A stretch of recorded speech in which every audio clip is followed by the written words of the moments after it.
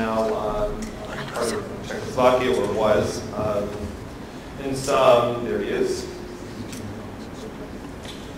There's some important things that you need to know about Freud. How many people have at least heard of Sigmund Freud?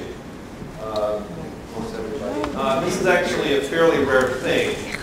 This is sort of what drives us a little crazy. I mean, the most famous psychologist was Sigmund Freud. And then if you ask people, can you name another psychologist? They might say, oh, I don't know, the guy in television, or maybe Carl Rogers, or somebody else. But Carl Rogers, yes. So a couple things that would be important to know about Freud. He grew up in the midst of the Industrial Revolution, more or less, when scientists were just beginning to learn and harness the basic properties of energy, pressure, and power. Not that people didn't know about these things before, but this is just when they started, for example, the invention and popularity of the steam engine. And you'll see that Freud explicitly actually used metaphors, right, the steam engine and pressure cookers as metaphors for his conceptualization of personality. His era was also dominated by what is sometimes called the Victorian era, which is dominated by a general sense of maintaining at least the public face of puritanical morality. Right? Now, the public part is important. It's not that people weren't having sex. We know they were. We know they wanted to. But it was this idea of, to maintain a sense of proprietary morality while recognizing that there was an underside going on. And that's, you'll see that in Freud. Freud is saturated with that sort of idea of the Victorian. And with all due respect to the Queen, she's not exactly what you would call a sexy, good-looking woman. So sort of she embodies that sort of. And Freud was originally trained in biology. I believe his first studies were on the reproductive tendencies of eels, if I'm not mistaken. But you'll see, actually, his theories are very physiological. Right? If you look at his theories of childhood development, they're rooted in physiological development. So, although he is a very mentalistic cognitive psychologist, he is also a strong, dominating view of physiology. Okay, I will apologize for those of you who know Freud. This is very basic, but I just want to make sure everybody's sort of on the same page, right? So there are three parts to Freud. Well, this is, maybe we turn this down a little bit. It's pretty loud. Anyway, the id is the center of powerful emotions, urges, and feelings. Oh, I don't know if anybody knows German. I do not, but the translation is originally it says the it. The it, I-T. Apparently some people have said that's not the right translation, but it's sort of this thing. It's this amorphous thing we call the it or the it.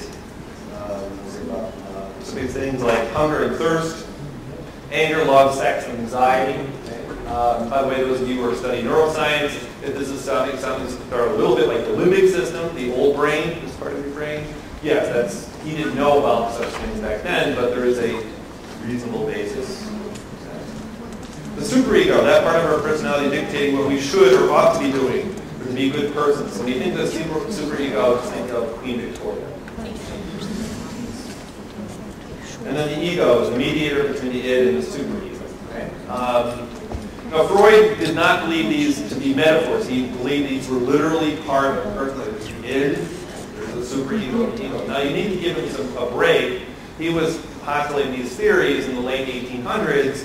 And none of the other psychologists at the time were that specific either. Okay? But these were real things for him. Okay, I was not able to get a full picture of this, but this is sort of a joke. This is an old joke. So Freud's house. So the id is a crazy gorilla in the basement. It's wanting to get out. And then the superego is the scolding, disapproving schoolmaster in the attic, complaining that the gorilla is making too much noise just to keep it down. And the ego, think of a stereotypic cinematic bank clerk with glasses just wringing his hands, saying, running up and down the stairs between the basement and the attic, trying to convince the gorilla not to kill the superego, and convince the superego not to kill the gorilla, and just trying to keep peace. Okay? Now, the metaphor is a good one because, of course, the bank clerk is not very good at this because he's having to run up and down the stairs, and he's very nervous. And the superego is powerful, the id is powerful. The ego is sometimes powerful, but not quite as powerful as the other two perfections. So there's a lot of nervousness in the ego. And that's Freud's house. So here's just, Freud, it lends itself to humor, so forgive me. But the id says, I want chocolate now. The superego says, chocolate is bad and rots your teeth. Better for you to have broccoli instead. The ego says, if you have your broccoli now, then you can have chocolate later. But for now, just don't think about chocolate. Now, when you take that somewhat boring example to something a little sexier and say, it says, I want sex now. The superego says, sex is bad and rots your soul. Don't think about sex, better for you to have religion instead. The ego said, forget about sex if you have your religion now. Maybe you can have sex later, but for now, don't think about sex.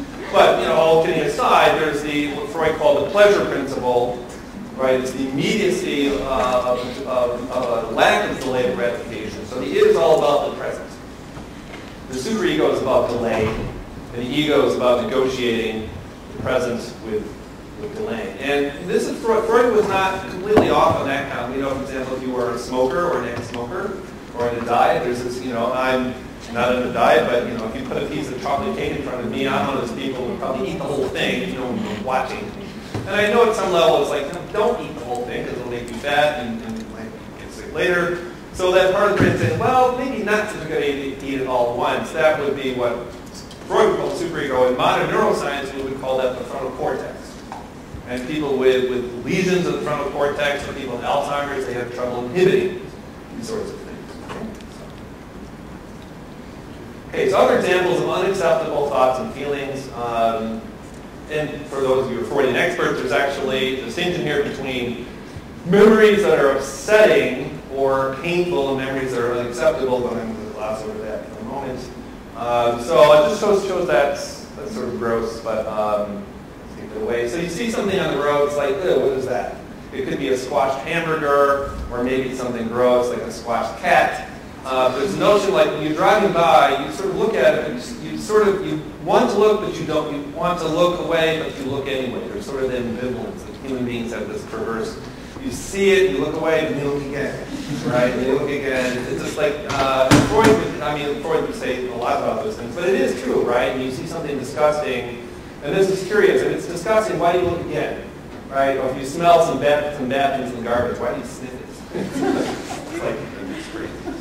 All right, so that would be another thing. So there's notion of looking away, but looking again, right? Then you have this notion of sex, right? See, you look something in the window, or you're walking down the street, minding your own business. You look in the window, people are having sex. You look away, but you look again. And then you have it's like it's not clear what this is. It's like it's a dead animal, and again, there's that notion of you look and look away. And then things like violence, right? Now, Freud was right. I mean, we too, human beings, especially males, do have a violent streak. We know that from social biology. It's tied up in the protection of resources, and even back then realized that people have aggressive impulses that you can't always act on. Okay? So in any event, the punchline here is that there's a dynamic struggle between the superego and the id. But remember, acceptability is defined by the superego. As far as the id's concerned, this is all groovy, great stuff, man. It's like, yeah, sex, drugs, and rock and roll. So this is what the id likes. So just get to show off some lame PowerPoint, and this isn't really showing up, but imagine metaphorically that is the surface of the ocean, that blue line there. So the id, the id is actually the source of these sorts of feelings. Wants to push them up into consciousness, and the superego says, no, I'd rather push them down into below. Now, I couldn't really, maybe I did. No, I didn't. One thing that's actually important here is, you might imagine, well, all this stuff of pushing things up into consciousness and trying to push them down, you think that would be sort of upsetting or produce some anxiety, and that's in fact what Freud said. This idea of pushing things down, or repressing them. It turns out our psyches are imperfect repressors. Once you push them down, they want to come back up. And there are certain elements of our minds which these things come back up, as Freud talked about the relaxation of the ego. So for example, when you're dreaming, right, this is when Freud said when the ego is relaxed and it basically sort of bubbling up. So it basically wants to be heard, and these things come up through dreams. So you all have heard of interpretation of dreams. When you've had too much to drink, alcohol, a neuroscientist would call this disinhibitor, that basically it is true, stereotypically, when you had too much to drink, you start blurting out things that you would not normally do, right? So if you don't really like your boss and you think that he's a bad person, and after 4 or 5 beers you might say something and then you regret it later. So the id wants to get out, then the superior wants to push these things out. And the important thing here is that this whole issue of repression is imperfect, right? It's highly imperfect. Once it's pushed down, it wants to get back out. Okay. So, all right, so that's the first part. Any questions at this point?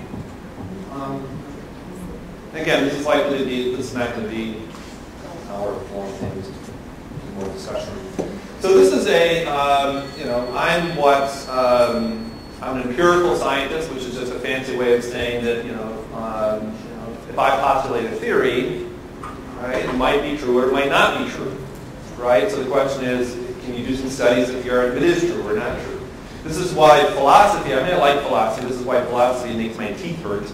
Because people can wave their hand and say all sorts of things, but the question is, well, how do we know if it's true or not true, right? So we need to rely on some basis for evaluating the validity of these things. So now some things are outside of empirical testing. For example, is there a God? Now there may be a God or may not be a God, but you can't do an empirical test of it. That doesn't mean it's not important.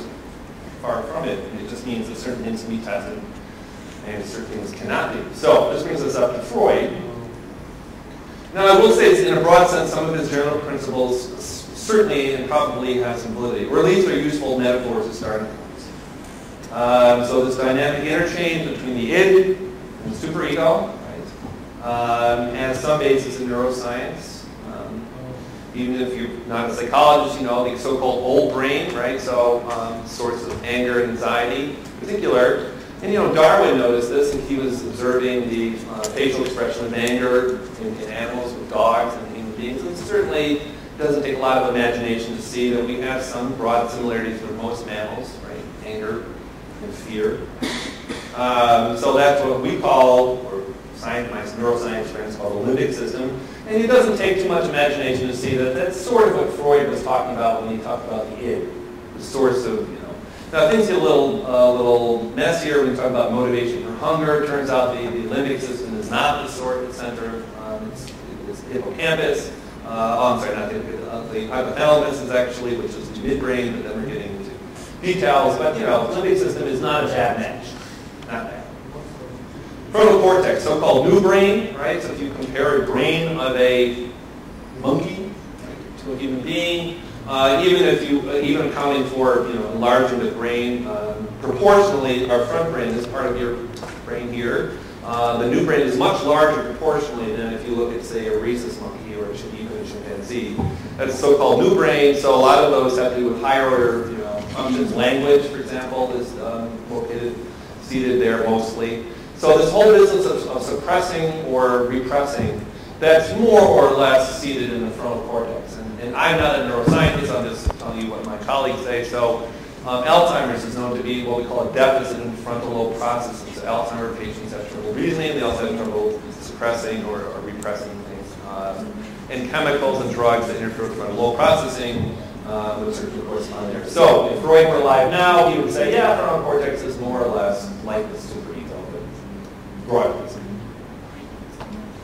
Or as my boss says, he says, well, it's sort of true at a distance if you squint on a cloudy day. Okay, there's a fundamental problem, though. Freud was brilliant. He was a great writer. He was fairly humble. He actually, in some of his published lectures, he would say, I told you how repression causes anxiety. He says, well, I changed my mind. It's the reverse. So he was actually somewhat refreshing in that he was willing to change his theories, although usually he would change them from one wrong theory and made it worse. Right? But the thing I want to point out here is that unfortunately his theories are not really testable in a strict scientific way. Basically, another way of saying that is that there's, Freud can always explain things. So the old joke, for example, is a meek, mild-mannered person comes in, and Freud would say, well, you must have some, underlying hostility, and then Freud would provoke him to be, eventually make him mad. He says, aha, I told you you had this underlying anxiety and anger. So you can't really test, so as Karl Popper said, he's a philosopher of science, it's a good theory is falsifiable. In other words, it makes a prediction, you can get data that either will support it or not support it. So Einstein's theory of relativity, it's not easy, but you can come up with tests and you can find, it turns out if you look at the speed at which a very, very, very accurate watch is running, and you vary the how far it is away from the ground, actually there are minute but detectable differences in how fast that watch will be running, depending on whether it's very high above the Earth's surface or low. So, but Freud's theory it's not falsifiable. As we say, Freud can always wiggle out of any sort of result. He can always explain any finding that you get. They're not precise enough. So this is the old, again, Freud came up with a theory of male sexuality based almost entirely on interviews and case histories of women, of which there are known to be 6 case histories. And these are great reading, but from the scientific standpoint, it's laughable because it's based entirely on his and his alone memories and recall of so for example, there was no external validation where his memory is correct. And certainly, just unconsciously, he may remember things about his patients that would be consistent with his theories. In other words, his patient may have said something on the couch that wasn't quite consistent with his theories, and he'd forget those and remember things that were consistent. So from a scientific standpoint, now this is sort of boring, but this is why, this is what we do. We squeeze all the life out of everything. What we would do, what you do is you get the person's consent, and you match their identity, but you would record these case histories, and you have independent people coding them for presence of anxiety, and you don't have, the therapist isn't writing on anything. You want to have independent observers evaluating whether this person's anxious or not. So anyway, those aspects of this theory that are testable, most of them turn out to be false. I'll just give you one. So you may have heard of the theory of catharsis. So for example, the idea if I'm feeling sort of hostile, and if I go out and go and have a boxing match, say with George, right? Freud would say, well, if I get that hostility out, then afterwards I'll be a calm person. It turns out that a lot of, when people are angry and they sort of venting their anger, either directly or indirectly, it makes them more angry. And also, of course, it makes the other person more angry. But another, if you are really angry, you go to a rugby game or to watch a hockey game, which is very violent. Freud would say, well, observing other people acting aggressive ways is a way of vicariously venting. It turns out that's not true. If you're angry and you go to a violent rugby game, it'll probably make you more angry. So it turns out that's not true. And just a couple other things we can talk about this later. Freud had a theory of psychosexual development, the oral, the anal, and the phallic, genital, and latency period. None of that's true. Very little of it's true. It's fascinating, but it's just wrong. Okay, so what about the idea of the unconscious? Which is what my talk is supposed to be about. So when we say the unconscious, at least in the English language, it means that which is not conscious, or you're not aware of it. And so it's sort of tautological, but that's basically what it is. If something is unconscious, it means by definition you're not thinking about it. Now, just to preview a point, there's lots of things you're not aware of. For example, if I ask you, hey, how's your kidney feeling these days? Or how about your liver? Most of the time, we don't have conscious insight into our physiological workings, right? In principle. So, as far as we know, no one is, even if you try really, really hard, you don't have access to how your kidney is functioning, unless it, for example, is having problems, right? Now, there's other things that you're not aware of that you could be aware of in principle, but you're usually not. So I ask you, how's your third toe on your right foot feeling? And I suppose if you wiggle your foot right now, you think, well, okay, it's still there. If you have a bunion on it, of course you can feel it. But there's lots of things you're not aware of that you could be aware of, but you're typically not. Now, another one, just to preview another point, is if we sort of if I stop talking for a second, right? So you can hear the air conditioner in the background making a noise. Now, at some level, your brain was processing that. How do we know that? Because if the speed of that fan changed just a little bit, we would notice it right away. Let's do another one. I'd like you to close your eyes. And this might not work. Okay, close your eyes and no fear of peeking. There's a sign right in front of me, and it has black and white, and there's one other color in the poster. Anyone know what it is? Yellow. Yellow. Okay, that's correct. So you can open up your eyes. So, you know, at some level we were processing that, but, you know, we could do a little survey, and I don't know. Yeah, so they know that. So probably a better example would have been, this would have been much better. Have you close your eyes and guess what color my jacket is? Now, if I asked you, is it pink, you would know. You'd say, no, it's absolutely not. But, you know, you might be better at random. But you're noticing all sorts of things you're not necessarily consciously aware of. Right? But I mention these things particularly because these are not very interesting things psychologically. They're things that are sort of boring, and they're not have nothing to do with suppression, repression. And that's one of the main points of my talk today. Psychologists know, in a sense, Freud was right, there's a lot going on in the level of the unconscious, but it has nothing to do with suppression or repression of unacceptable or painful ideas. In fact, usually the unconscious is fairly boring. There's a lot going on, or as we call it, it's powerful but stupid and boring. So it's very powerful, it affects behavior, it's not that smart, it's sort of stupid, and it's not that exciting, at least in terms of what Freud was. So, as I just said, he did get the big picture right. He was one of the first theorists to formally articulate the idea that not everything that you see, there's a lot going on that beyond that which meets the eye. Okay? So if somebody says to you, hey, I like you, they actually might really think that they hate you, or they might say they love you, they might actually hate you, or they might have some sort of feelings that they're not necessarily aware of. So in a broad sense, sure, Freud did get that right. So that's important to keep in mind. And there's also, you may have had, has anyone ever had an experience where, well, I don't know, you had some feelings about somebody, positive, negative, you weren't quite sure what those feelings were, you may not be aware of them, and over time they become more apparent. Or another variant of this is that you have a feeling, you're not sure where it's coming from, right? And that's sort of a quasi-unconscious. Okay, so, Freud was right there, we give him some credit. But for most everything, he was wrong. According to Freud, the unconscious, this is absolutely true. For Freud, the unconscious is the repository of the storehouse. It's the Walmart of things that are unacceptable and things that you'd rather not think about, okay, by definition. That's simply wrong. It's just flat out wrong. The unconscious contains many different types of cognitive processes that have nothing to do with the unacceptable, painful memories or thoughts. So my example of the how's your kidney doing, that would be one example. And the things that you, and let me give you one other example, a great example in cognitive psychology. This is what they call the cocktail party effect. Has anyone heard of that, the cocktail party effect? So imagine that you go to a party this Friday, and let's say it's a small room, let's say 50 or so in there, and everybody's talking, it's fairly loud. And you're trying to talk to the person next to you, and you're sort of trying to screen out all the other people talking. People are usually good at that. Well, let's suppose that your name is George, and let's suppose that I'm at the other end of the room, and I'm talking to Maya, and I say, you know, George is giving a talk today at some university. Now, basically, phenomenologically, what happens to George is what we call the pop-out effect. In the background, it sounds like a lot of white noise. It's a lot of buzzing. All of a sudden, we'll hear his name, George. Will pop out of the room. Does anyone have that experience? Yeah. So that's a great example of the modern unconscious. So here's basically the typical explanation.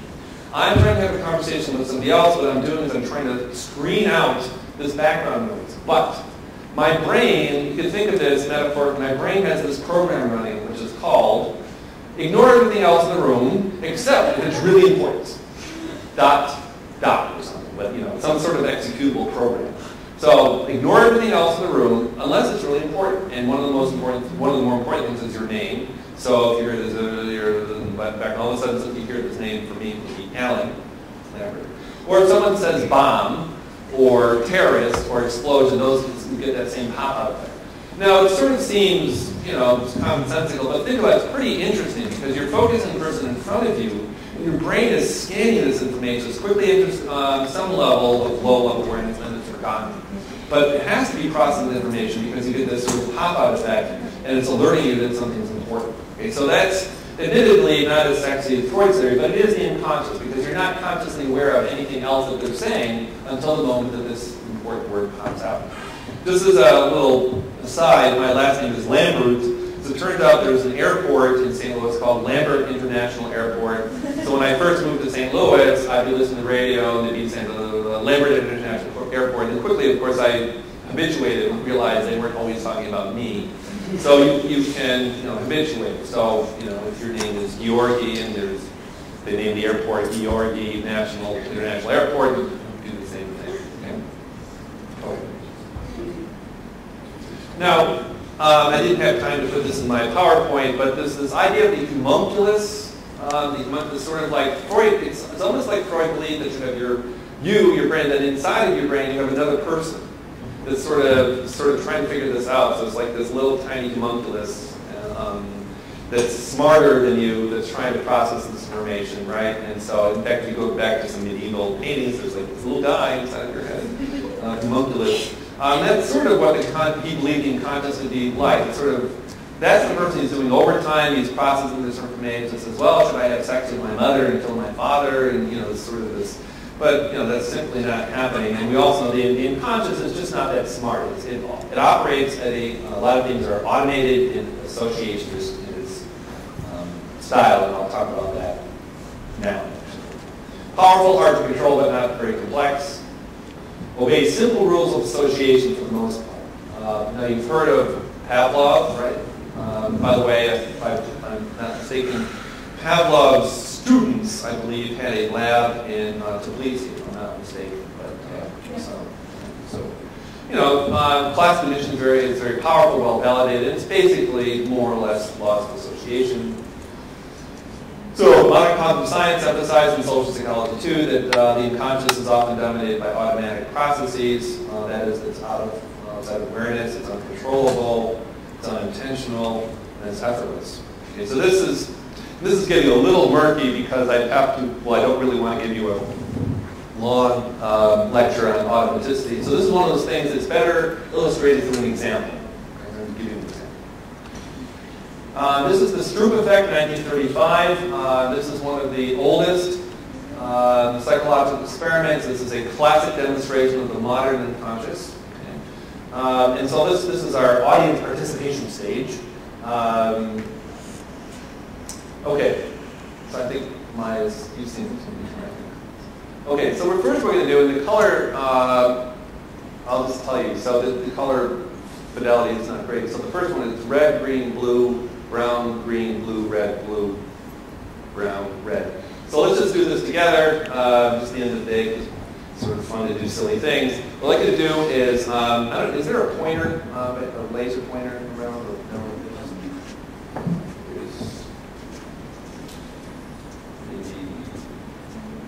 It's not critical.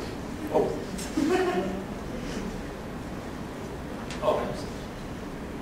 Oh, perfect. Okay. So this will be, this is what psychologists do for entertainment, I guess. So I'm going to point to the box and I'll just shout out the word. I guess, let's do it in English, I guess, but do it George and too. So I'll point to just name the color in which the box is printed. Just ready, go. Green, blue.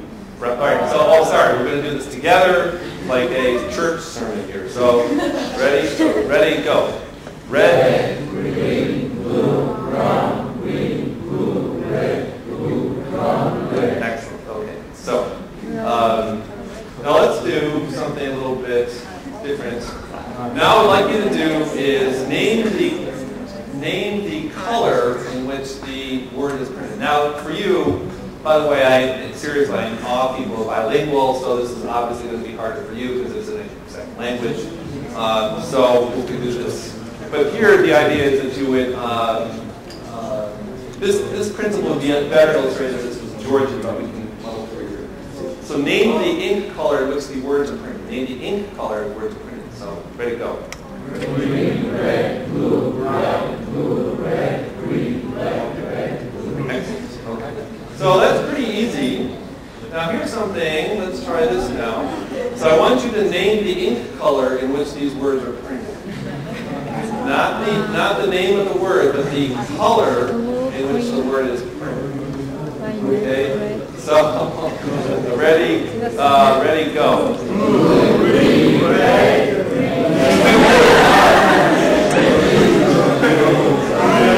Now, just so you don't feel bad, I've done this demonstration myself maybe literally 80 times. I still make mistakes. So you don't feel bad. So we can carry your mood. So now let's do the same thing. Name the ink color in which these words are printed. Ready to go.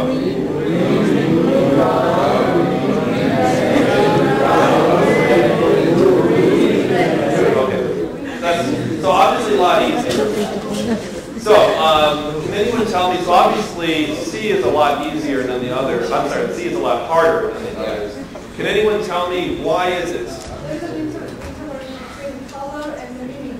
Right, exactly. So there's an inconsistency or an incongruity between what psychologists call semantic meaning, or the meaning of the word, and the color which is printed. So this would be incongruent. So the way I like to think about it, remember the instructions were ignore the meaning of the word and name the color. So the correct answer here is blue, but your brain is saying, say red, say red. And you're telling red, no, don't say red, stop, stop saying red. And so this is an example of, this is an absolutely great example of unconscious processing, is that, well, we will assume if English was your first language, this becomes automatized. It's hard to stop, it's uncontrollable. It's hard to, in fact, it's impossible to not read something when you see it. Now, if this was in Russian, script, and if I didn't, if this was in Russian script, I wouldn't show the script effect because I wouldn't know the meaning of the words. There's no incongruity. So again, you have this incongruence between your appointed task, which is to say blue, and you have this unconscious, uncontrollable, unintentional tendency to say red, because reading is automatic. It's part of the unconscious. And you notice right away, you might say, well, how does that have anything to do with Freudian unconscious? That's the point. It's unconscious in the sense that it happens beneath the level of awareness. You don't say, I see R-E-D, R-E-D. It's time to read that word, and then you just read it. It just happens. But actually, you don't know that language. Right. It's fine for Georgians. It's easier. Yeah, so right, that would be the interesting prediction, there's less of a competition because reading English for you is less automatic. If you got better in English, it's become more and more difficult. And very similar experiments in that with Georgia, where there's written some words that may be read in Latin way and in Russian way. For example, cats in Russian script will be sad. And when you show some Russian words and then English words, but which can be read in Russian too, then all the subjects are missing. Okay, so you get more. You're missing, yeah. Typically we get the strongest group effect. The more automatic the reading, the stronger the group effect is. One question I get often is, through practice, can you eliminate this group effect? The answer is yes. If you practice over and over and over again, you could probably make it go away. But I just want to point that out as an example of,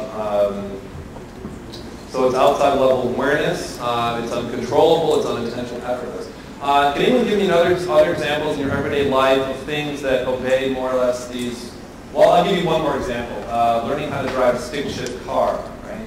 And when I first started learning this, my father was teaching me, and I was like focusing on putting my foot on the clutch and moving it, and he just couldn't talk to me, but now I could, I know I'm not supposed to do this. I'm eating a cheeseburger with my left hand, and doing all sorts of things. Another thing, if you watch a child tie their shoe, right, they're focused very specifically on it. They have these little algorithms, the bunny rabbits going around the tree, and of course, you could, if you know calculus, you could solve a calculus problem while tying your shoe, right? So you have that sort of on. Can anyone think of another thing that initially required a lot of effort as part of awareness, and now you literally don't think about it? Can we give you another example of automatic processing that they drive?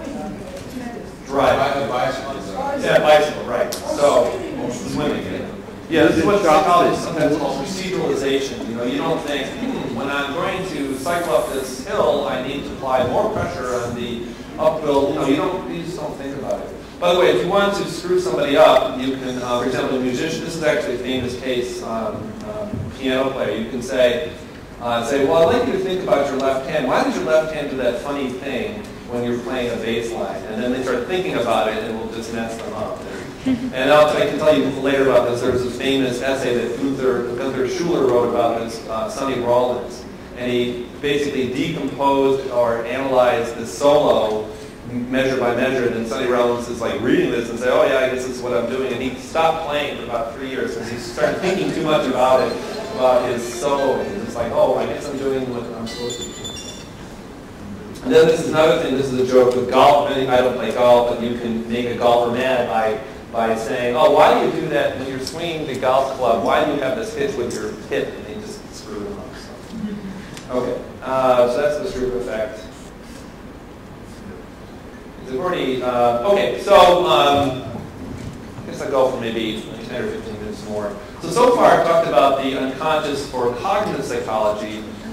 We've also talked about the unconscious in experimental social psychology. So let me give you a few examples. And really the main point to think about here is really the unconscious more or less obeys the laws of simple association. So let's suppose I meet somebody who I like and it's been introduced. Let's suppose they have a horribly disfiguring scar on their right cheek.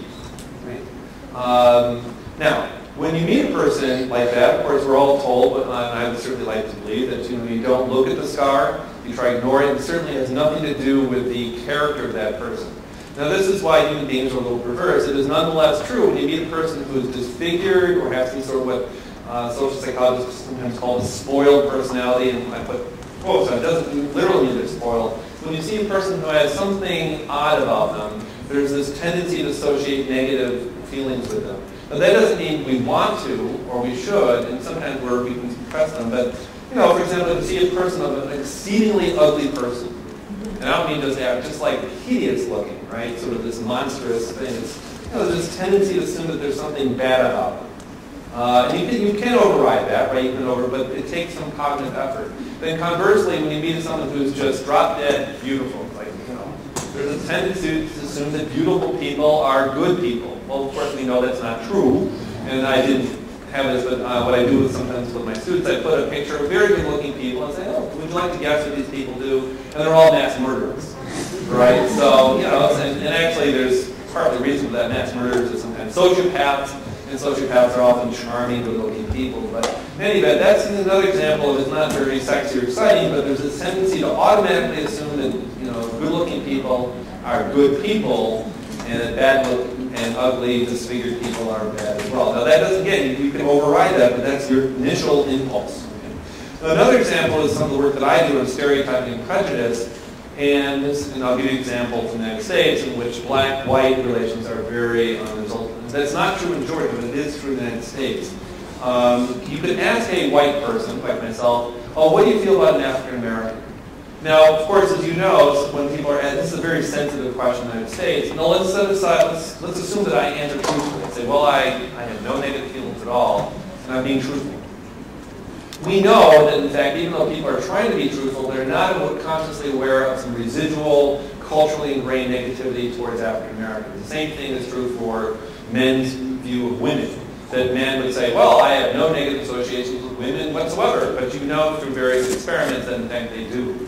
How do we know they do? We just do some experiments, and I can tell you about those just in a second. So there's a very important study by Trish Devine, and I'm going to gloss over this because it's a bit technical. Okay, so I'm just going to, this will be the last of the slides. I'm going to give an example of, it's one thing for me to say, oh, well, people associate unconscious attitudes with the elderly, but I'll give you an example, a very simple one. This is what we call a priming study. Suppose I do a simple survey and I ask people, hey, what do you think about, what's your general attitude towards this person, elderly person? And I say give them a scale from 0, not at all nice, to 10, extremely nice. Okay. Now I know you realize that, this person's very old, but you say, are they nice? Now, people might lie, they might say, yes, they're nice, I'm just saying, even though I don't think they're nice. We'll assume that people are being absolutely truthful. Now, that's what we call an explicit or conventional approach. The implicit is not what people say, it would be the association, the residual associations with that picture. Okay, and here's how we would do this. Let me just brief. Okay, here's how we do this. We tell people, we bring them to the lab, and we don't tell them anything about this study except say, you're going to see a word that appears on the screen, and we just simply want you to tell us whether it's a good word or a bad word. And people look and it's like, is that it?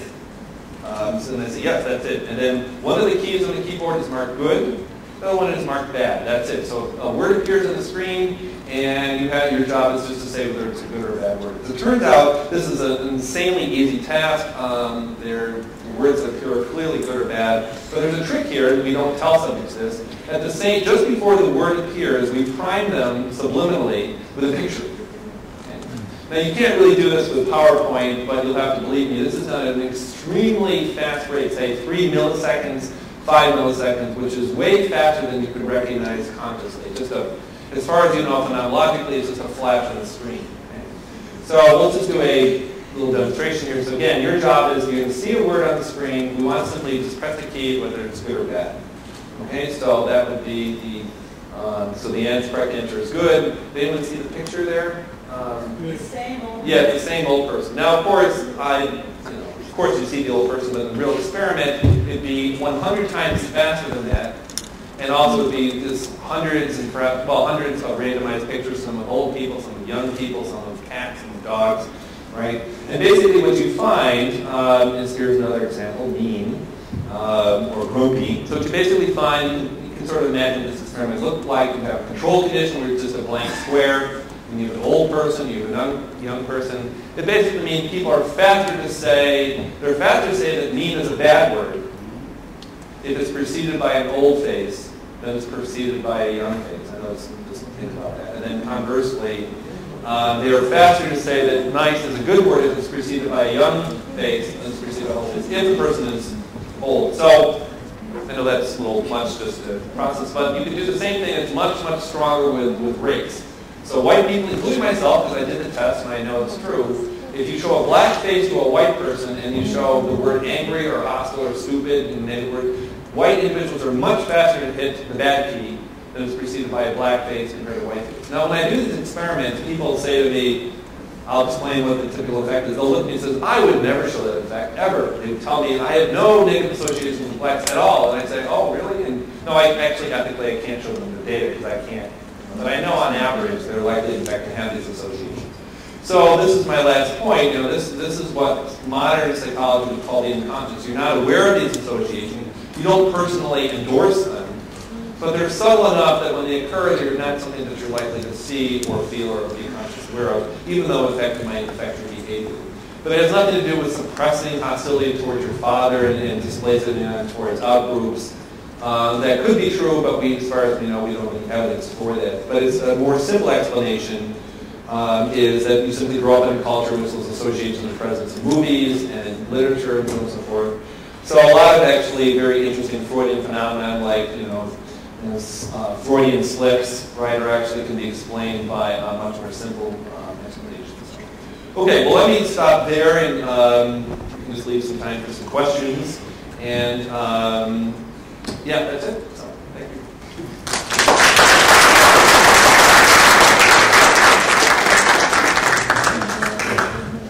So, thank you very much. Yeah. Any questions? Please. Yes. I think unconscious is something like the ID to for The id, yes. Yes. So the id would be, well, that's actually, you're onto something a little bit complex. So the id, no, actually, that's not what I first said. It's not quite correct. The id is actually responsible for these feelings of aggression and sex. So the id isn't trying to hide anything. It's just the one that appears in the consciousness. It's the superego that says, "Oh, these are not good thoughts that you want to have," and it's the superego that's pushing them into the unconscious. So it's the superego that's pushing them below the level of awareness. The id is not smart enough to sort of put it below the level of awareness. So it's the heavy lifting, the heavy work being done by the superego. So because when you're feeling anger or hunger or sex, you shouldn't be aware of it. It's this post and secondary thing where it's pushed below. That's the right thing.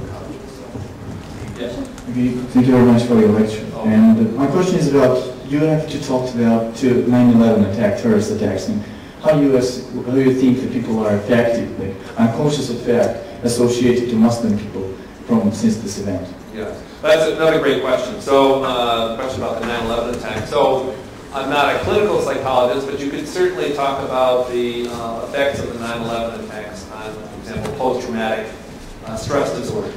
So people, and I assume you mean in terms of the unconscious or just more, well, did you mean tying this in with this lecture or just more generally? Generally.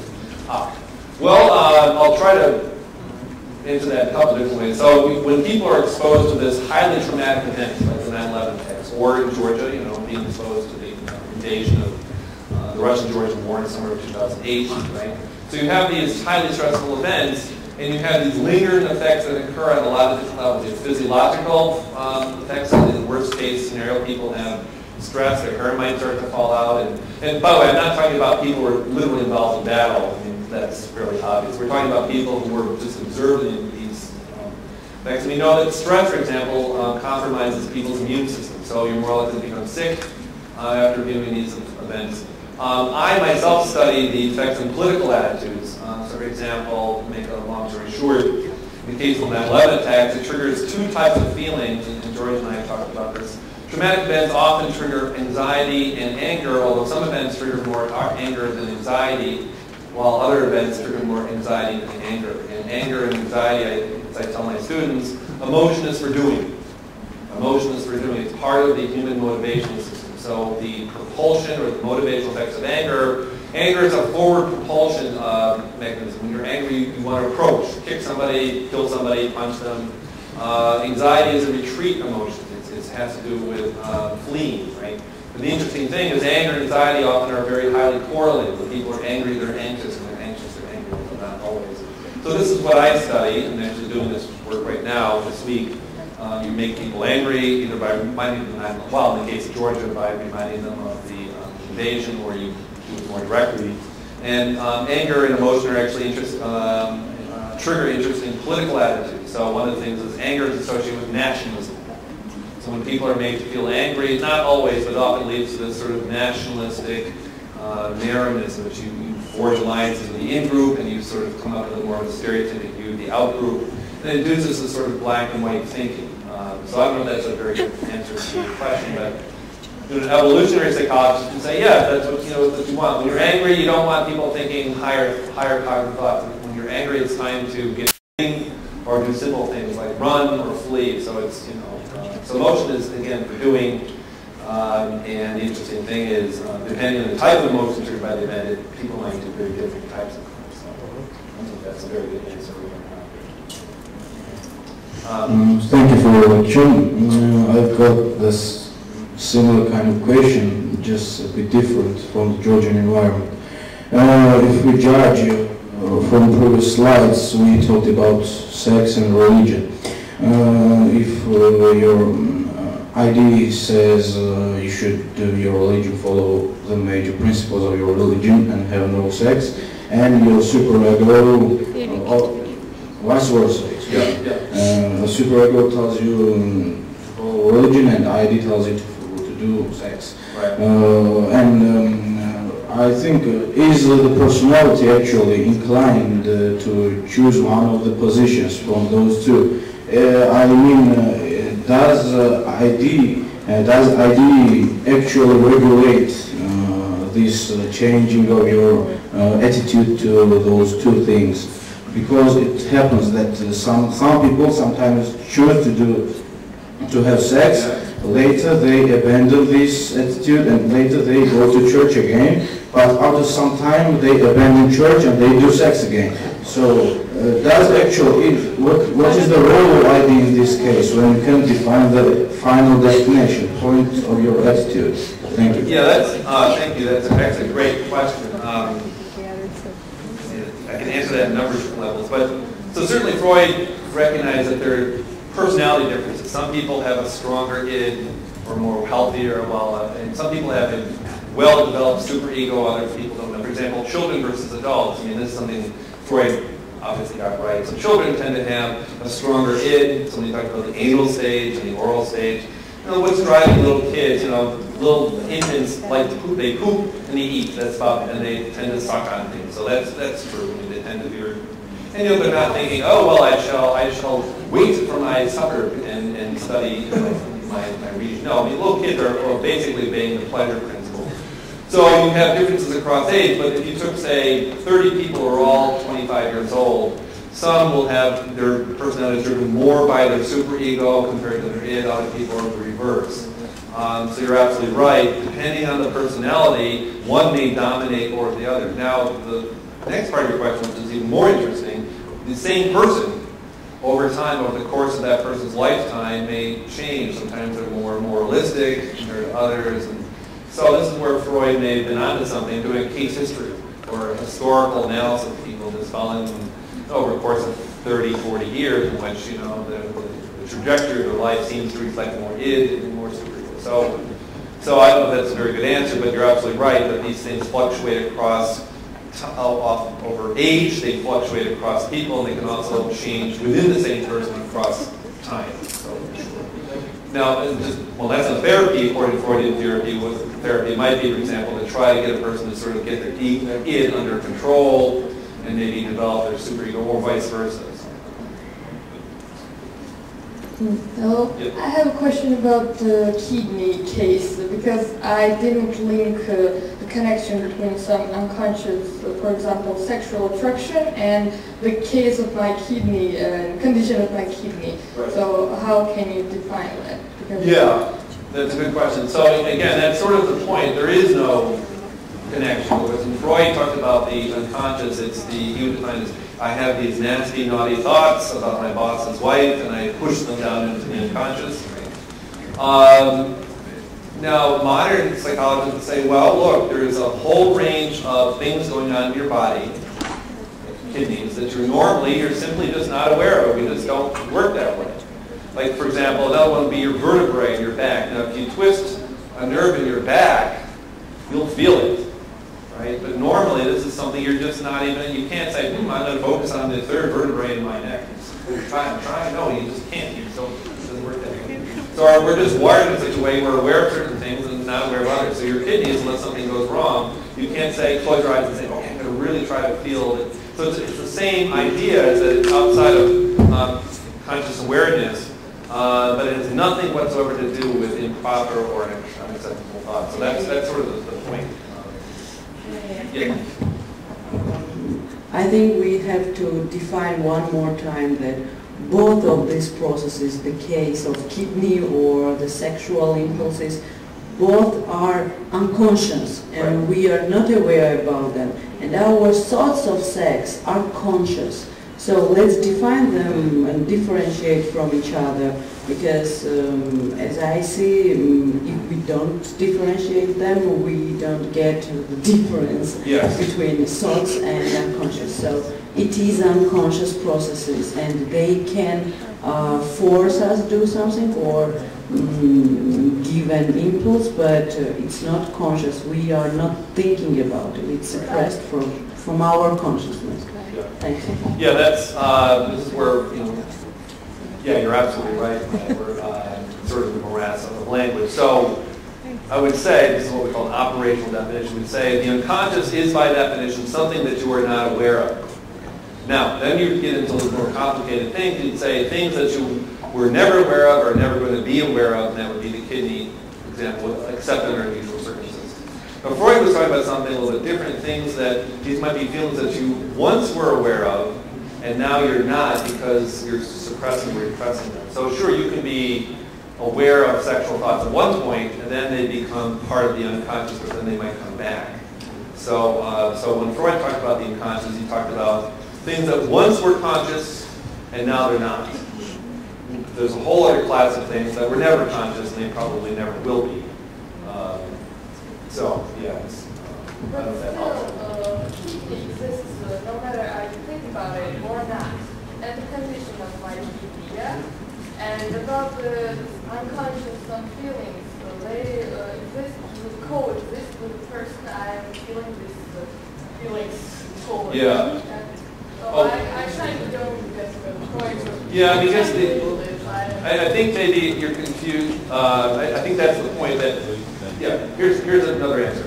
To say that thinking about your kidney is unconscious and use that same word, unconscious, when talking about sexual thoughts, it's confusing. It's muddying the waters, and that's the point. Whereas it's almost you don't want to use the same word because they're so different.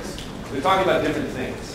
It's just that the only link is that it's outside of awareness, and that's the only thing. And after that, it's almost like we should invent a different word. In fact, actually, there's a movement that psychologists tend not to like to use the word unconscious because it brings up all sorts of associations that they'd rather avoid. So if you're confused, that's sort of the point, is that it has no relationship to whatsoever except for the word.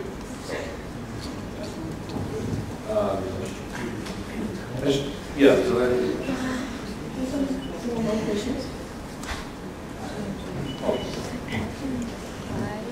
well, first let me tell you one local Freudian joke that lots of young South Caucasian young men wear mustaches in order to look like their mothers.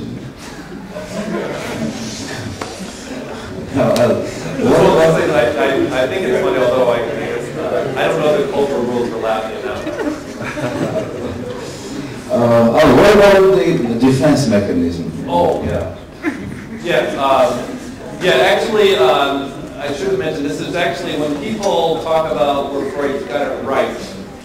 That was his shining example. I mean, this is where Freud really did excel, that we have a whole host of defense mechanisms to deal with various anxiety, and Freud pretty much was right on in those cases. For example, his examples were anecdotal, but they're unquestionably true. So we have this whole range of, for example, displacement. You go to work, your boss fires you, you go home, you kick your dog. Right? This is a classic Freudian displacement. You can't, it's unacceptable to kick your boss.